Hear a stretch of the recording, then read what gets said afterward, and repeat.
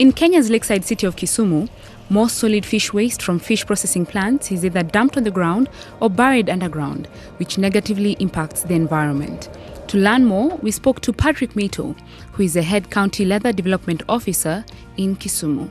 We get around over 1,000 tons of fish, of which the waste is about 2%. The factory needs to be alerted so that they repackage, because it's not a waste, it's a byproduct. And what you would consider your waste, it's a raw material for somebody else.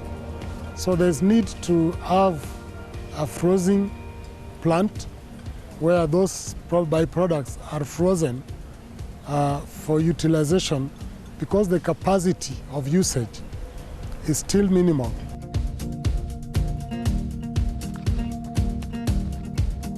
Newton Owino saw an opportunity in the leftovers of fish, whose disposal had become a challenge in Kisumu. In 2012, he launched Africa's first fish leather factory that turns its products organically.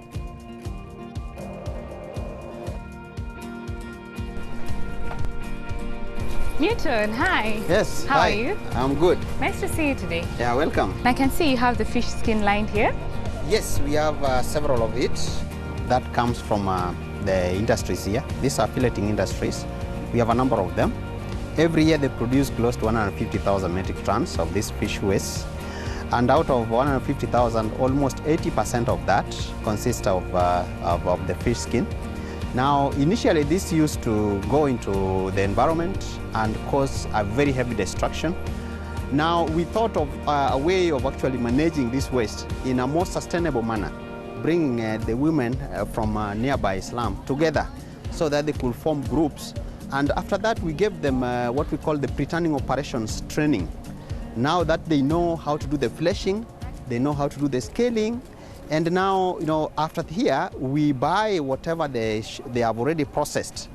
We take it to our tannery, where we are now going to process it again, now into finished leather.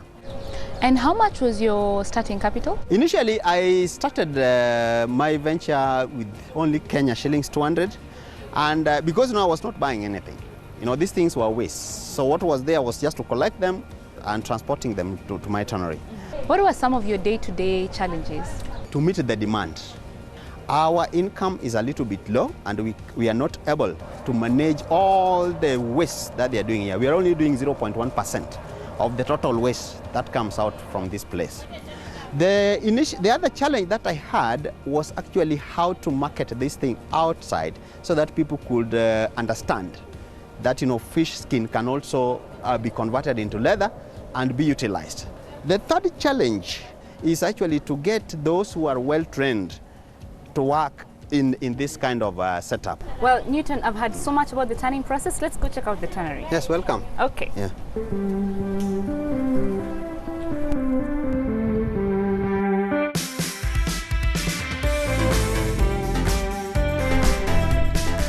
Welcome to our fish leather mini tannery. Oh, thank you so much. This is where the whole action is. This is where we do the processing. In most cases, when the skin arrives here, this is how it looks like. You can see it has scales, and it is still raw. After this, we subject it to tanning process. This is our small tanning drum.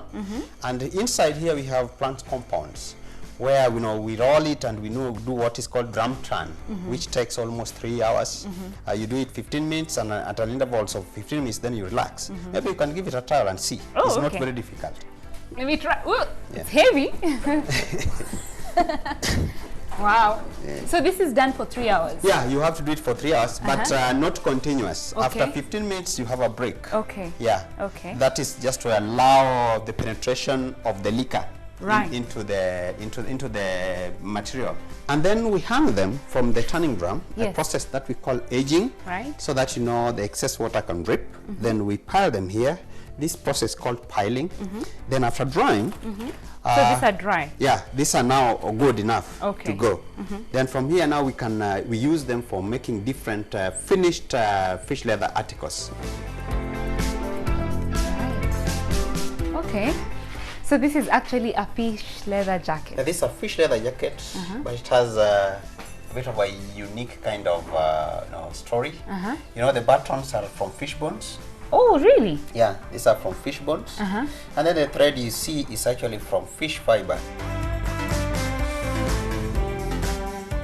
Our last year's turnover was $500,000 and we see it growing every day based on other new market outlets that we are getting. Through the government of Kenya, we managed to get our market from France, where we've been exporting up to now.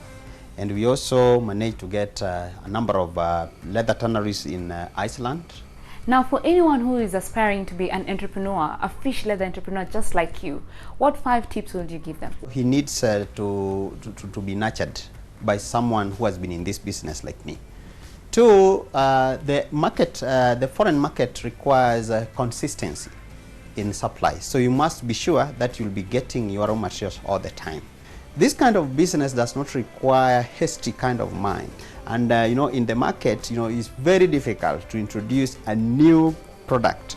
Lastly, you should not actually venture into a business that requires very heavy capital. Yeah, because you may not really be able to see it through. Well, Newton, thank you so much for taking time to share with us. We'll see you next time. Thank you very much. Right. Welcome again. Okay, thank you. Later, we meet an entrepreneur who's in the business of fish leather shoes.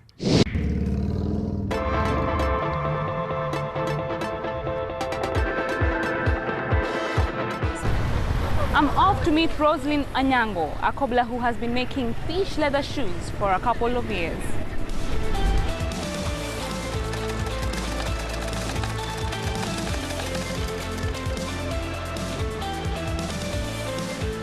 Roslyn, now I can see you're right in the middle of making a pair of shoes, and I just want to find out, how long does it take to make one pair? Per day, you can make 2 pairs closed shoes. And open shoes, you can make either 10 or 5, depending on the style you are making. How much does a pair of fish leather shoes cost? $25, because it is durable and it is unique. The normal leather costs $15. What has been the reception so far in the market for this type of shoes? Though it is new, but most people like them. If you make one, somebody buys very quickly. I sell in Kenya mostly. Do you feel that what you make from selling fish leather shoes is enough to cater to all your needs? I pay school fees for my grandchildren, and then I opened another business for my daughter.